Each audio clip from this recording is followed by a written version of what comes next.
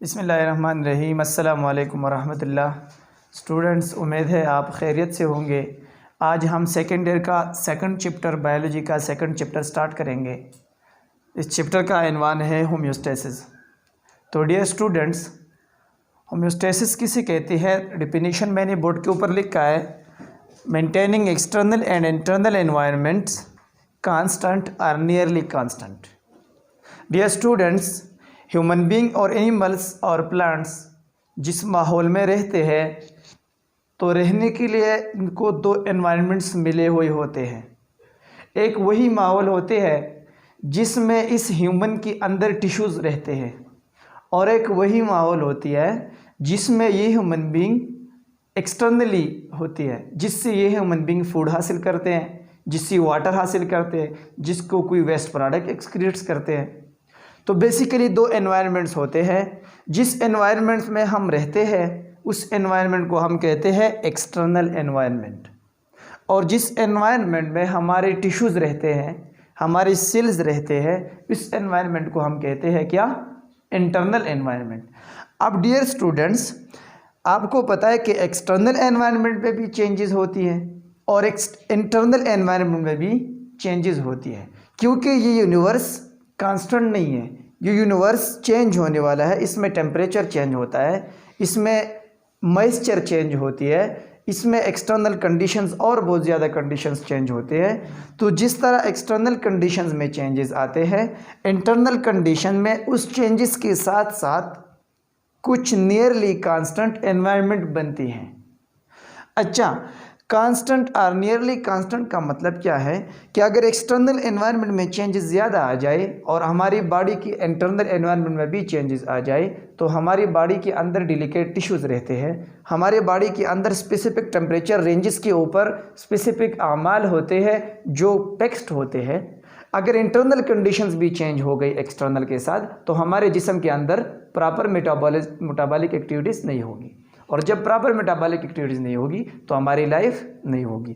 So internal और external environment के दरमियान एक रेगुलेटरी मैकेनिज़्म होनी चाहिए कि एक्सटर्नल में एनवायरनमेंट में चेंजेस आते हैं तो इंटरनल एनवायरनमेंट कांस्टेंट और नियरली कांस्टेंट रहते हैं।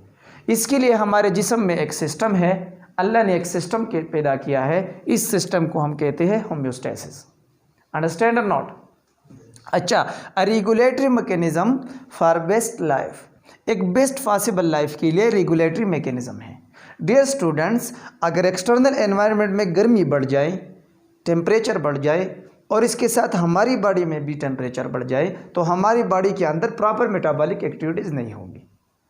तो जब प्रॉपर मेटाबॉलिक एक्टिविटीज़ नहीं होगी तो हम बेस्ट लाइफ नहीं गुजार सकते। इसलिए चाहिए कि एक्सटर्नल एनवायरनमेंट के चेंजेस के साथ हमारे जिस्म की एनवायरनमेंट चेंज ना हो। Understand or not? For that very reason, God has gifted homeostasis for us in our body, and it is present also in many animals, mammals, and many other animals. As well as homeostasis is also regulated, a regulatory mechanism that is present in the plants as well. Understand or not? अच्छा, in humans, let suppose हम आपको मिसाल देते हैं कि homeostasis हमारे जिस्म के अंदर किस तरह मेंटेन होती है। इंसानों में अंदर रिसेप्टर्स होते हैं। रिसेप्टर क्या चीज़ है? अब रिसेप्टर अगले क्लासेस में आपने डिटेल से समझना है, लेकिन यहाँ सिर्फ आपको रिसेप्टर की डिफिनीशन होनी है।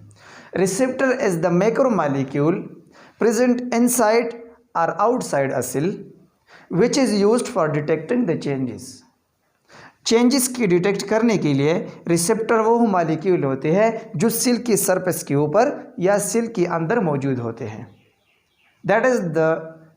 That is the well defined and great definition that is done by the Katzan, that is a book, drugs book. Okay, receptor detect the changes. हमारे जिस्म के अंदर रिसेप्टर्स जो होते हैं वो चेंजेस को डिटेक्ट करते हैं कि एनवायरनमेंट में किस तरह चेंजेस आते हैं। हमारे हाथ में, सेंस ऑर्गन में, हमारे पाँव में, पूरे जिस्म में, स्किन में रिसेप्टर्स मौजूद होते हैं।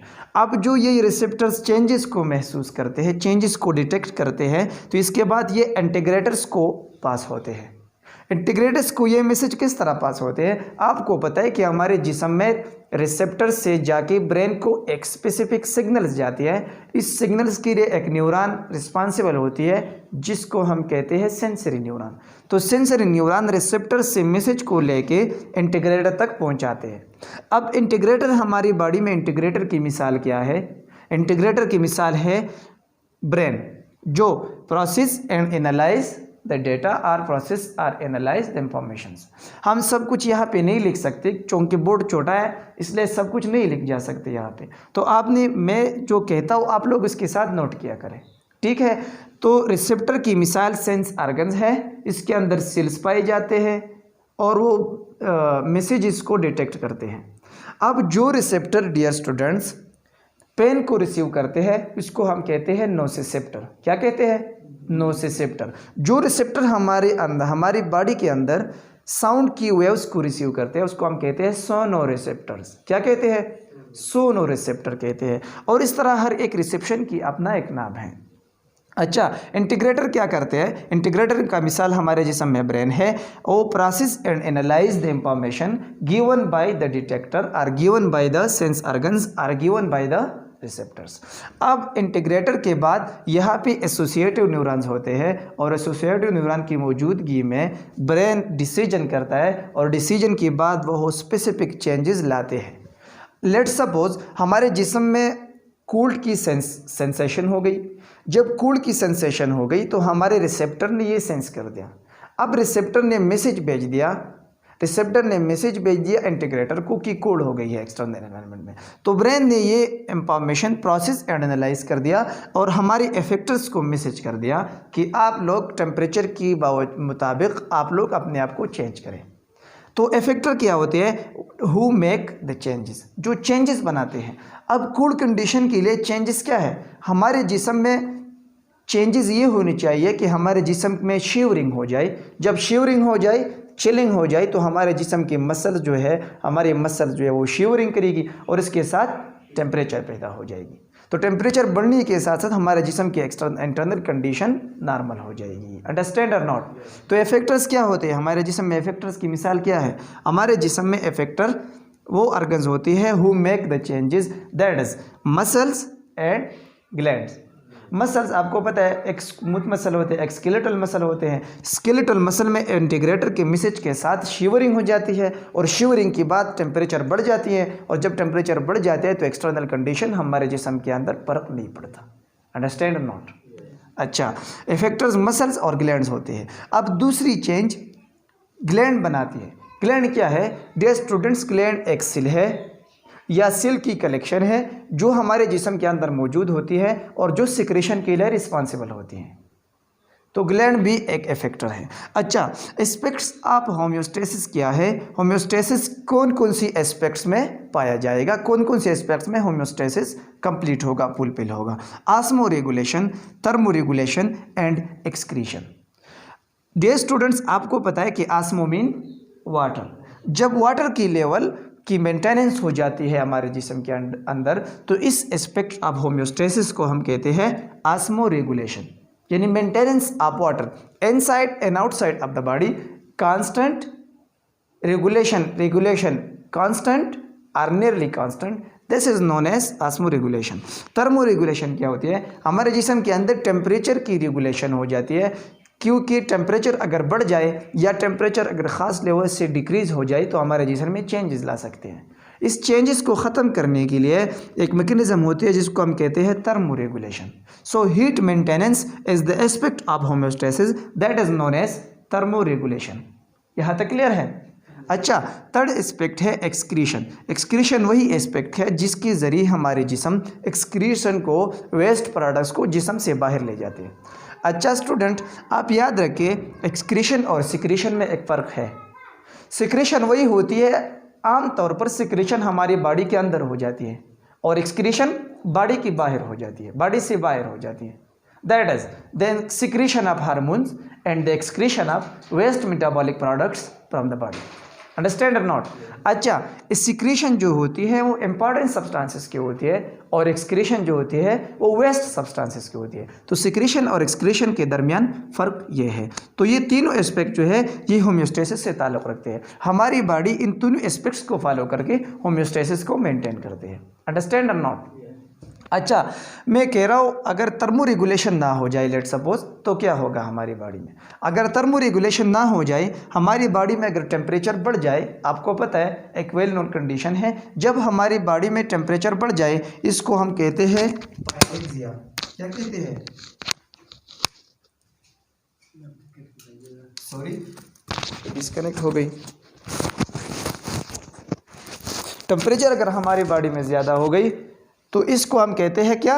पायरेक्सिया। अब ये पायरेक्सिया कौन काज करती हैं?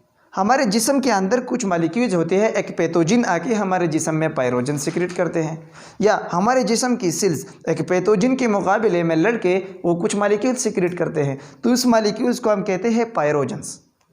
मैंने आपसे कहा कि मैं हर चीज़ को बोर्ड के ऊपर नहीं लिख सकता, आपने खुद नोट करना है। वो पायरोजन जाके ब्रेन में हाइपोथैलेमस की सेट पॉइंट को 37 डिग्री से ऊपर ले जाते हैं।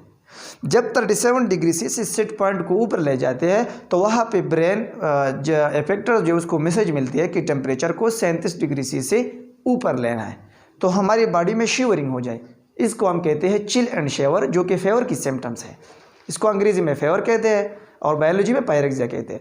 यही वजह है कि फेवर और पायरेक्सिया को प्रिवेंट करने के लिए थर्मो रेगुलेशन की ज़रूरत है। अगर थर्मो रेगुलेशन ना हो जाए तो हमारे जिस्म में प्रॉपर मेटाबॉलिक एक्टिविटीज़ ना होगी और हेंस हमारी बेस्ट लाइफ ना होगी।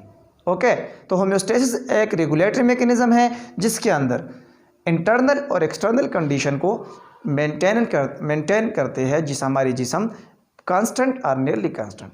यहाँ तक क्लियर है? कोई क्वेश्चन तो नहीं है? अच्छा ठीक है, यहाँ तक क्लियर है। Thank you very much, wish you best of luck.